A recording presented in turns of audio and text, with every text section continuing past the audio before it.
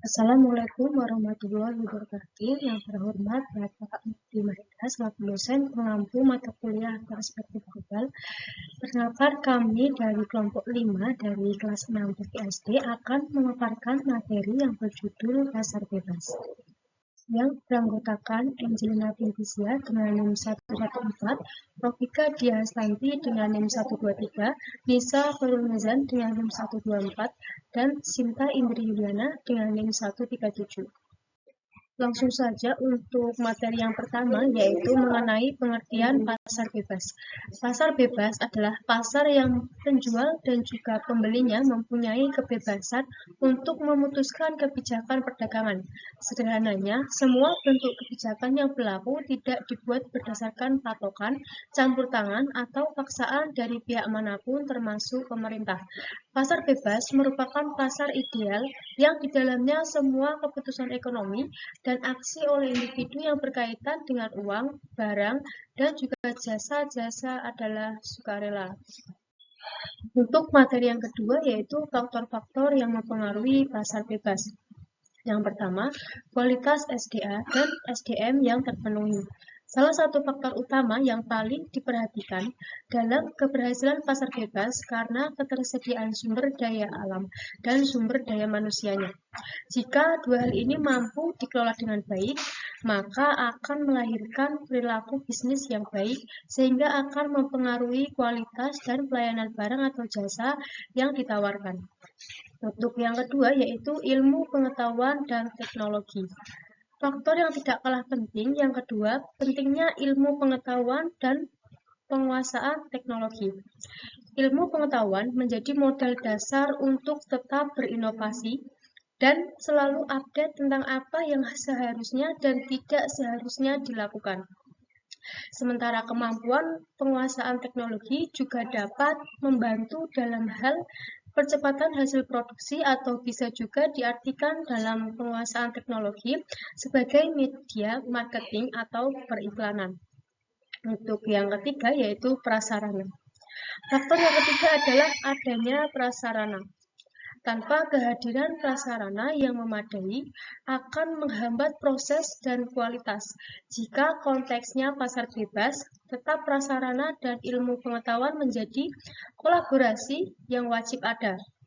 Karena saat berbicara tentang impor dan ekspor, ada banyak syarat dan ketentuan yang harus dipenuhi, dan itu butuh yang namanya modal ilmu pengetahuan dan prasarana. Untuk materi selanjutnya yaitu upaya dalam menghadapi tantangan pasar bebas. Yang pertama yaitu meningkatkan infrastruktur. Indonesia harus memperkuat infrastrukturnya untuk mengurangi dan mencegah tingginya biaya logistik. Langkah ini bisa diambil dengan bekerja sama antar lembaga pemerintah, merencanakan pembangunan infrastruktur secara cermat, melibatkan masyarakat, dan merawat infrastruktur yang sudah ada. Untuk yang kedua yaitu memperkuat sektor UMKM. Sektor UMKM sangat penting dan tidak boleh diabaikan karena telah terbukti mampu bertahan dan mendukung perekonomian Indonesia terutama saat menghadapi krisis ekonomi. Untuk memperkuat UMKM sebagai landasan ekonomi negara, pemerintah harus menciptakan lingkungan investasi dalam negeri yang mendukung agar UMKM bisa menjadi penopang perekonomian nasional. Dan yang nomor 3 yaitu meningkatkan kualitas sumber daya manusia atau SDM.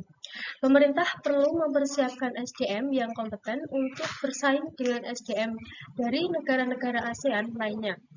Peningkatan kualitas SDM ini diharapkan juga memiliki pemahaman terhadap perkembangan teknologi, sehingga kebutuhan industri akan SDM yang terampil dapat terpenuhi. Baik, materi selanjutnya yaitu D. Pengendalian terhadap barang impor luar negeri. Pengendalian impor umumnya berpusat pada keselamatan warga negara atau perekonomian nasional, seperti pembatasan impor bahan kimia berbahaya atau mainan yang bagian-bagiannya dapat menimbulkan bahaya tersedak bagi anak-anak. Pengendalian impor ekonomi seringkali digunakan untuk mencegah penetrasi pasar komoditas asing secara luas ketika produksi dalam negeri sangat penting bagi perekonomian suatu negara, seperti impor susu ke Selandia Baru dan anggur ke Prancis. Pasar bebas. Fungsi pasar bebas adalah memberikan kebebasan kepada masyarakat dalam melakukan aktivitas ekonomi, baik ekspor maupun impor, serta memberikan transparansi informasi berkaitan kuantitas permintaan dan harga barang. Dengan demikian akan tercipta stabilitas ekonomi. Selain itu, fungsi pasar bebas adalah memberikan pendapatan yang lebih tinggi kepada para pengusaha serta memberi peluang memajukan keahlian maupun metode produksi agar makin efisien. Bebas. Yang pertama, memperluas pasar. Pasar bebas adalah satu di antara sarana guna memperluas jangkauan konsumen untuk satu produk. Hal ini karena hambatan ekspor-impor tiap negara makin menipis sehingga produsen dapat melakukan riset pasar internasional. Yang kedua yaitu meningkatkan perekonomian negara. Pasar bebas menciptakan peluang perdagangan yang luas dan membantu produsen dalam mengembangkan maupun memasarkan produknya secara masif sehingga dapat mendongkrak perekonomian negaranya. Yang terakhir yaitu sarana pertukaran teknologi. Tidak selalu terkait dengan keuntungan penjualan. Pasar bebas adalah satu di antara sarana pertukaran teknologi karena tiap negara dapat berinteraksi sehingga berkesempatan mempelajari kemajuan teknologi di negara lain. Ekonomi pasar bebas yang pertama bisa dijalankan oleh siapa saja. Tidak seperti yang ada di dalam sistem ekonomi terpusat, di mana pelaku pasar bebas bersifat terbuka.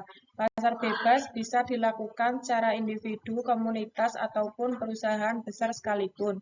Yang kedua, ada pembagian kelas. Pembagian kelas ini menjadi salah satu ciri yang paling menonjol dari pasar bebas, yakni dibedakan berdasarkan kelas pekerja dan juga kelas pemilik modal. Kedua kelas tersebut bisa dipilih sesuai dengan kebutuhan. Yang ketiga, adanya persaingan untuk memperoleh keuntungan besar. Persaingan untuk memperoleh keuntungan pastinya bukan hal asing dalam sebuah bisnis. Persaingan tersebut secara tidak langsung mendorong pelaku bisnis menjadi lebih terpacu dalam menjalankan bisnisnya di pasar bebas. Yang terakhir yaitu campur tangan pemerintah terbatas. Tidak seperti yang ada di dalam sistem ekonomi terpusat.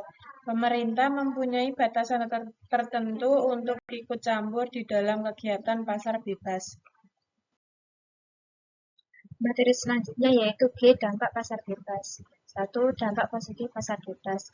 Itu yang pertama, meningkatkan pertumbuhan ekonomi. Pasar bebas dapat meningkatkan pertumbuhan ekonomi karena adanya peluang untuk melakukan perdagangan yang lebih efisien antar negara. Yang kedua, meningkatkan daya saing. Perusahaan akan terdorong untuk memproduksi barang dan jasa yang lebih berkualitas. Apalagi dengan harga yang lebih murah, produk bisa bersaing secara kompetitif di pasar global. Yang ketiga, meningkatkan kesejahteraan masyarakat.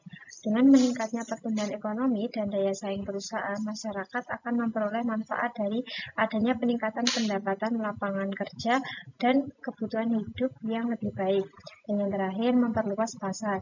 Pasar bebas memungkinkan perusahaan untuk menjual produksinya ke pasar global, sehingga perusahaan dapat memperoleh keuntungan yang lebih besar.